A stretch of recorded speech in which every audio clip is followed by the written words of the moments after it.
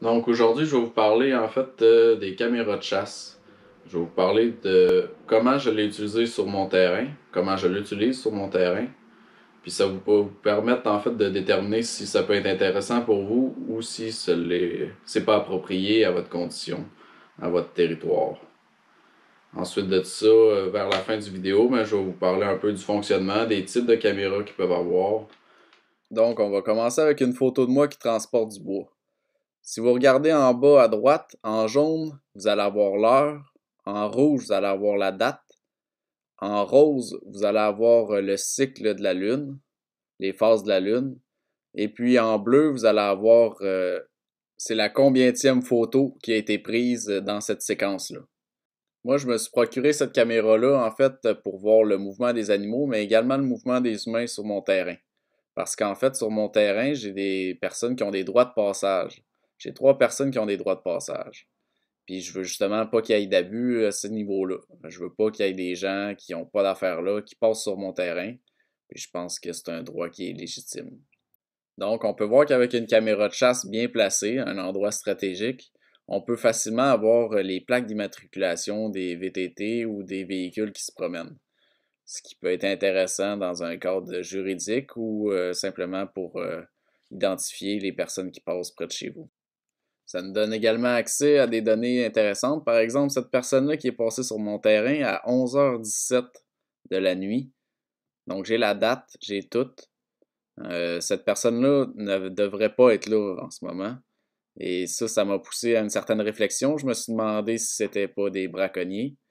À ce moment-là, dès que j'ai constaté les faits, je me suis dirigé à tous les jours, j'allais voir ma caméra de chasse. Puis si j'avais pris la décision que si je revoyais cette personne-là sur mes caméras, j'allais me procurer un autre système de caméra qui envoie directement la photo sur mon cellulaire pour que je puisse aller directement sur les lieux s'il passait dans le secteur. Heureusement, cette personne-là n'est pas revenue, donc c'est peut-être seulement quelqu'un qui était perdu. Donc j'en ai pas fait de cas.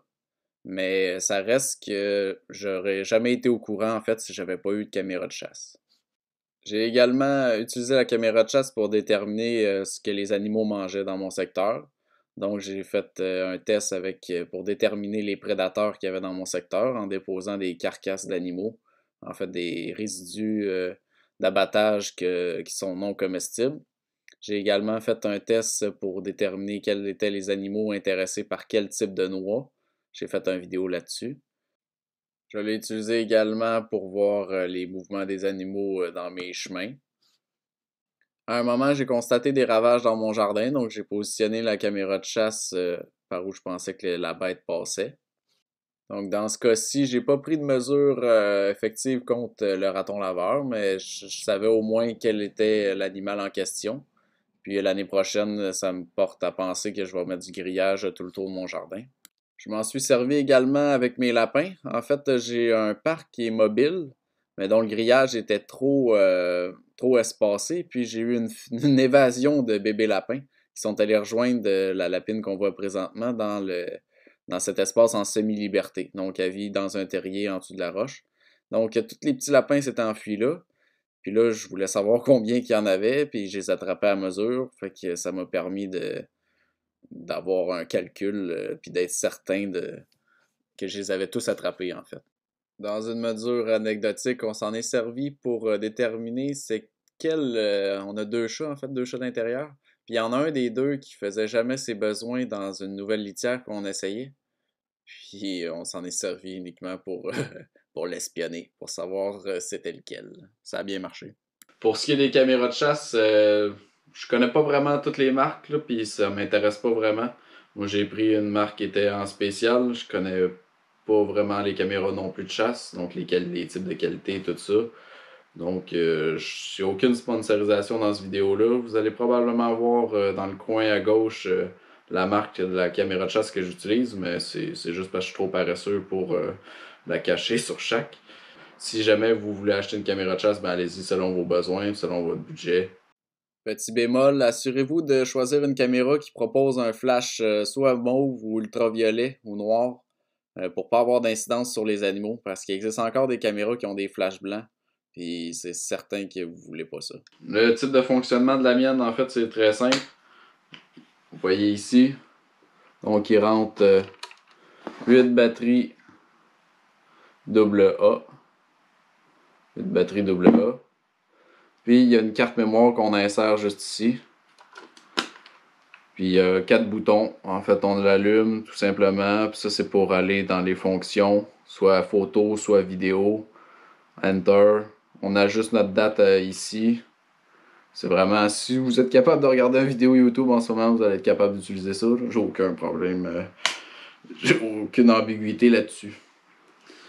Sinon, il existe différents types de modèles. Donc, il y a des modèles qui peuvent envoyer les photos directement sur votre téléphone, qui sont vraiment plus coûteuses également.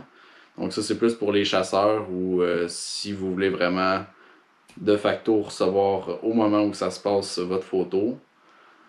Il y a des modèles qui vont envoyer la photo. Donc, votre caméra de chasse va prendre une photo, puis elle va l'envoyer dans comme un petit disque dur qui va être plus loin. Donc, un autre appareil, en fait, qui va être à une portée, mettons, de 800 mètres, etc., qui va l'envoyer par des ondes directement dans ce petit disque dur-là. Puis vous allez aller chercher la photo dans ce disque dur-là. Ça, c'est soit pour éviter d'aller à l'autre bout complètement où est-ce qu'il y a votre cache, ou c'est pour prévenir des vols, en fait. Parce que c'est un fléau assez connu, là, les vols de caméras de chasse. Parce que souvent, elles sont utilisées près des salines. Donc, il y a des personnes qui vont passer, personnes malveillantes, qui vont voir qu'il y a une saline, ils vont en déduire qu'il y a une caméra de chasse proche, ils vont vérifier autour, finir par la trouver, la décrocher. Puis si vous avez un système comme le mien, ben celle-là, moi, j'aurais aucune façon de le trouver, vu que c'est la carte mémoire de la photo est à l'intérieur.